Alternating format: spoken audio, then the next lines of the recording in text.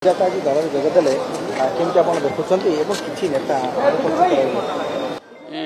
ସୁଜାତା ଆଜି ଦଳରେ ଯୋଗ ଦେବା ଯୋଗୁଁ ଦଳର ଗୋଟେ ଆଭ୍ୟନ୍ତରୀଣ ଶକ୍ତି ବୃଦ୍ଧି ହେବ ବୋଲି ମୋର ବିଶ୍ୱାସ ଅଛି।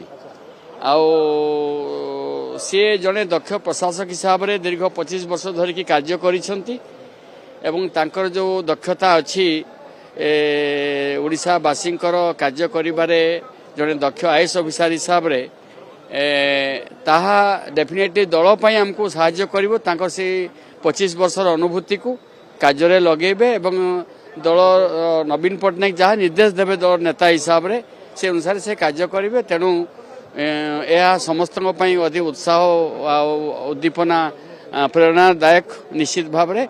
ଏବଂ ଯେଉଁ ଆଭ୍ୟନ୍ତରୀଣ କିଛି ଯଦି ସମସ୍ୟା ଅଛି ତାକୁ খুব শীঘ্র সর্ট আউট হয়ে যাব এবং দল ওয়ান এর ইউনাইটেড এই ভাবে কার্য করব। সমস্ত মন মিশিকি কার্য করবে ভবিষ্যৎ পাই সমস্তে মন মিশি কার্য করবে কারণ আমার শত্রুকু সম্মুখীন হওয়া পাই আমার শক্তি একজুট হওয়া দরকার আছে।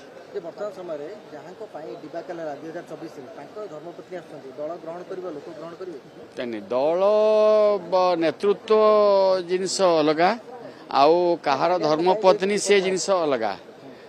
অনেক সময় ব্যক্তির ত্যাগ ব্যক্তির সেবা সংগঠিত করে থাকে প্রশাসন কু ব্যক্তি কু সংগঠন কু এবং দলীয় কার্যক্রম কু।